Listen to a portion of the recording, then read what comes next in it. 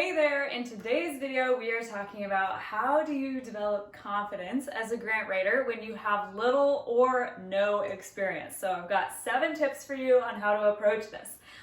Probably half the questions that we get in the Grant Writing Unicorn Collective during our twice monthly coaching calls center around finding our confidence to do this, right? So we definitely have a lot of tactics and tips that we can share, and I'm ready to hit those now.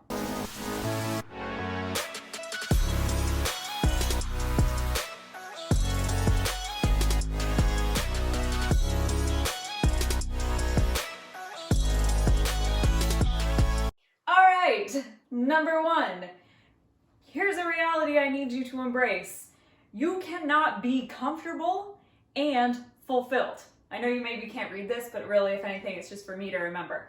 So here's the deal. The reality is there's this healthy amount of tension that we have to be fulfilled. If otherwise we're bored, right? And we're not challenged, life's easy, but there's something obviously that we're missing. There's a lack of meaning. There's a lack of drive, purpose behind that. Why are you doing what you're doing? We only get to do this life once, right?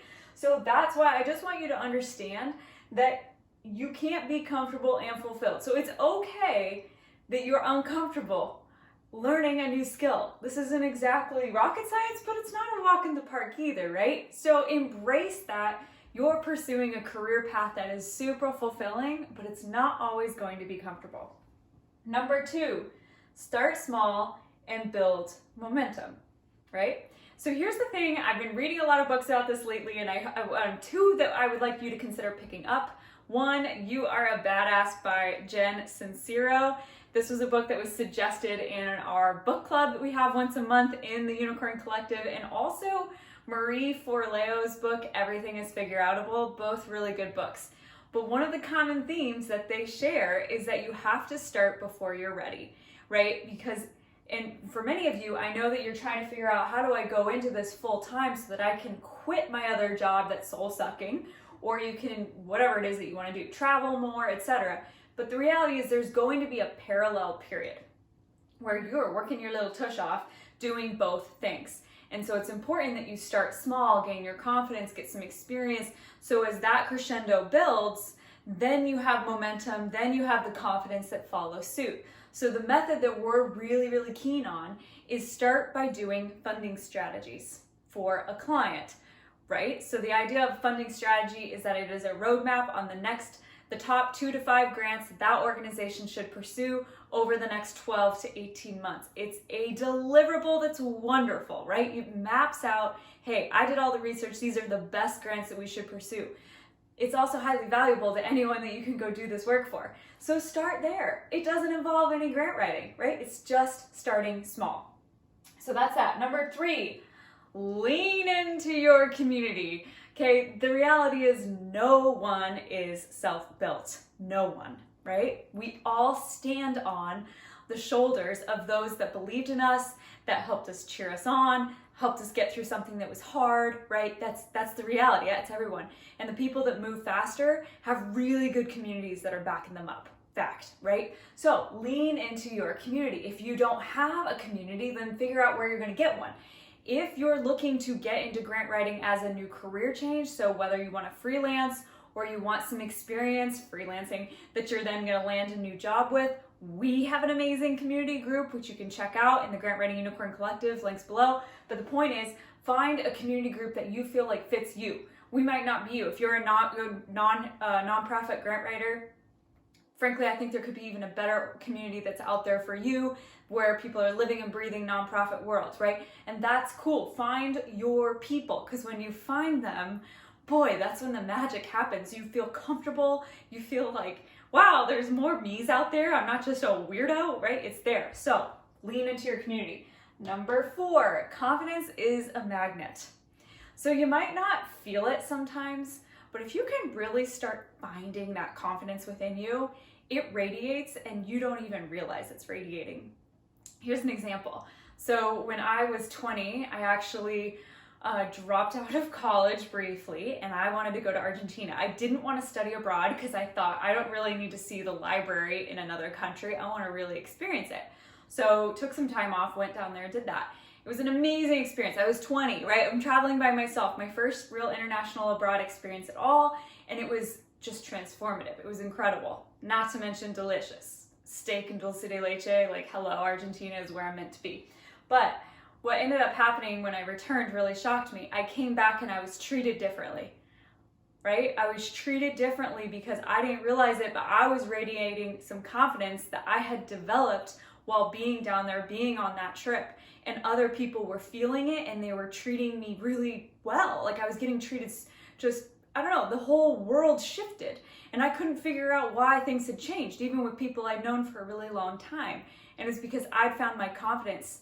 And I want you to do the same thing. Maybe you can look back on something in your life and you can think about, yeah, that was a moment I was really confident and things were coming to me more easily and I was just radiating positivity. My frequency was high, right? Not to get all woo-woo on you, but I'm serious. This stuff works. Confidence radiates it. So find this thing, because when you're working as someone with, even if you have zero experience or little experience and you get trained, you actually know more than you realize. So I know it's a period of feeling like, I don't know what I'm doing, because you now realize how much you don't know, but you know more than you realize. Embrace that, right? Feel it.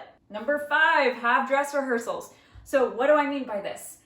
When you're embarking on a new phase in your life and you're doing things that are pretty uncomfortable, like let's say you're trying to figure out freelancing and you don't have a business entrepreneurial bone in your body, right? So you're like, this is uncomfortable. I don't know how to do this, right?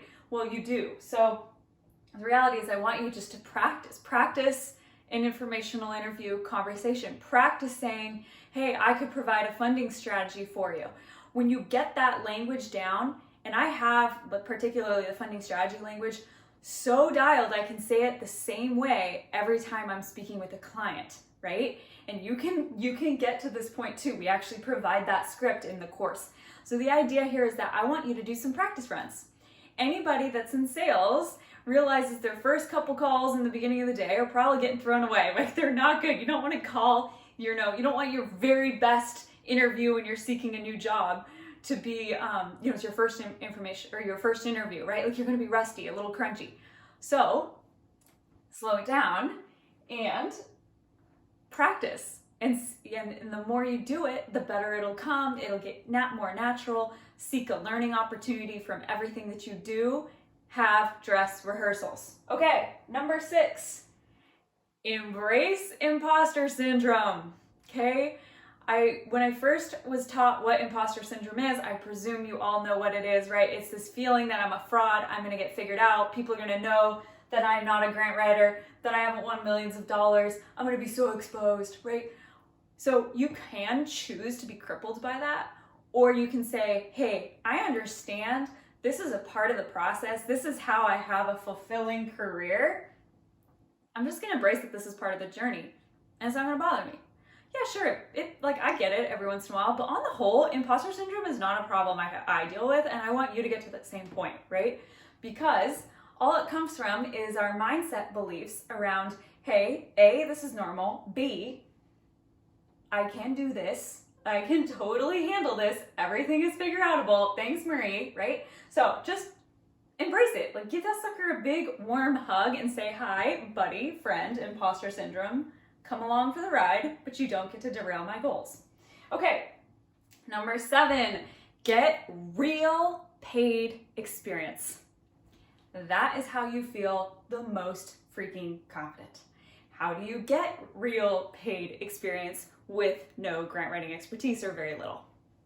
You do it with using an informational interview method to open doors, offering to provide a funding strategy, doing that work, getting paid to do it, and then submitting a contract amendment to implement it and write the grants. If you're like, what did she just say?